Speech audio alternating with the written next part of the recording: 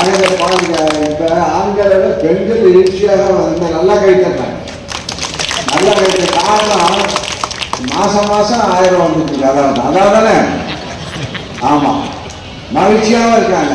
இந்த மகிழ்ச்சி தான் நமக்கு நம்ம நல்லா இதெல்லாம் எப்போதும் ஒட்டி புதிய வாக்காளர். ஏன்னா இலவசமாக இங்கே பாண்டிச்சேரி போனால் பஸ்ஸில் இலவசமாக பாண்டிச்சேரியில் போய் புடவை எடுத்து கடலூர்லையா புடவை பாண்டிச்சேரியில் போனால் நல்ல டிசைன் கிடைக்கும்.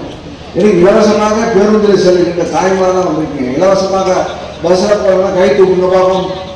1000 ரூபா பணம் வாங்கலாம், மாதம் 1000 ரூபா பணம் வாங்க கை தூக்கு. நிறையா எல்லாம் கை தூக்குங்க எல்லாம். அப்போ இதெல்லாம் விசுவாசமாக ஒரு கூட போகுது. நம்ம கேட்கிற மாட்டோம். அவனுக்கு ஒரு இருக்கிற மனசுல கஷ்டம் இருந்தாலும் ஒரு காசு மிச்சம்.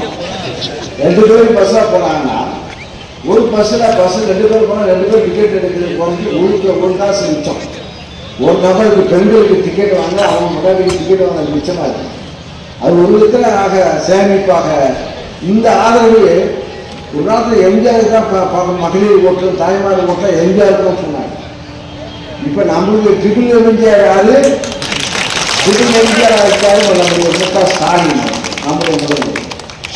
ஆக இப்போ நாங்கள் முன்னாடி ரோட்டு கேட்க போனாலும் கொஞ்சம் அச்சமாக இருக்கு. போனால் ஒன்று ஆமாம் வந்துட்டு அப்படியே வந்து தூங்கிட்டு யாரும் என்ன நம்பளே இல்லை, எல்லாரையும் தூங்கணும்.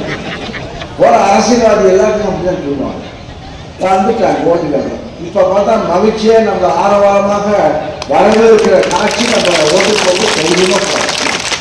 ஆக இப்போ நானும் அரசியல் ஃபங்க்ஷன் போனால் உடனே மக்கள் மகிழ்ச்சியாக இங்கே பெண்கள் தான் வந்து உட்காந்துருக்காங்க. இப்போ பாருங்க மேயர் ஆனோன்னா பாருங்க அது எங்கள் வீட்டில் வந்து அது இப்போ பாருங்க என்ன டான்னு பேசுறீங்க. விவசாய பட்ஜெட் போட்ட எங்கே விவசாய பேசுறது அது பேசுதான் முக்கியம். வேளாண்மை பட்ஜெட் போட்டது நானும் படித்தேன்.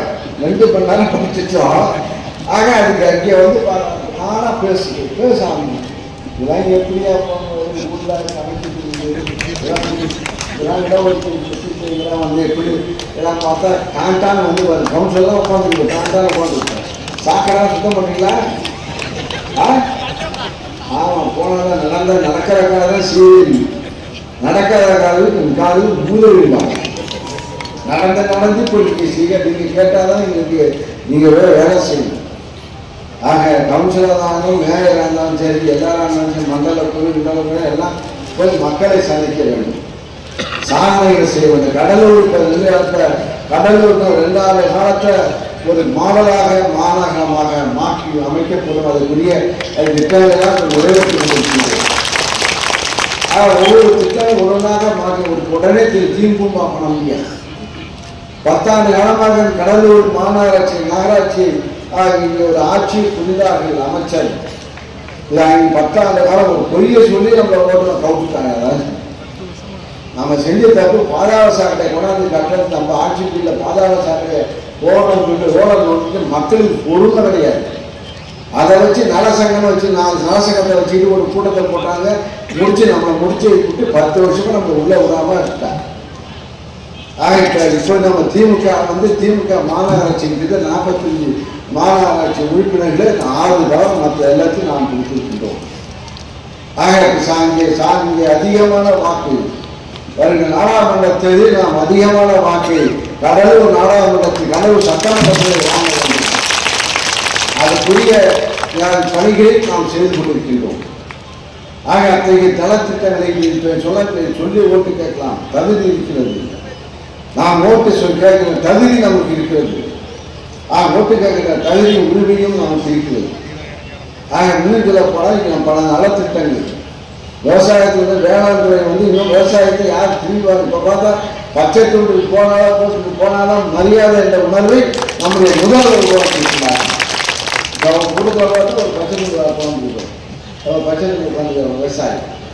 ஆக பச்சை துண்டு போனால் ஒரு கௌரவமாக மேயர் பேச்சு 3 ஆண்டுகளுக்கு முன்பாக கிட்டத்தட்ட தற்கொலை நிகழ்ச்சியை தமிழகத்தில் நடந்து கொண்டிருந்தது.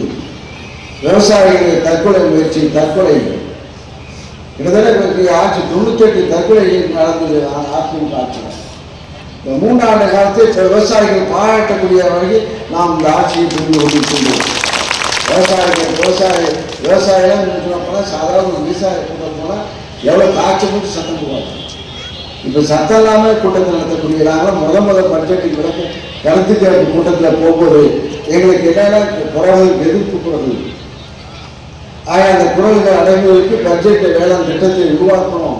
ஒவ்வொரு விவசாயிக்கு என்னென்ன கேட்கிறாலும் அதை முதலமைச்சர் திட்டமாக அறிவித்து இந்த விவசாயிகள் பாராட்டக்கூடிய ஒரு பட்ஜெட்டை வழங்கக்கூடிய வாய்ப்பை உருவாக்கி கொடுத்திருக்கிறார்கள்.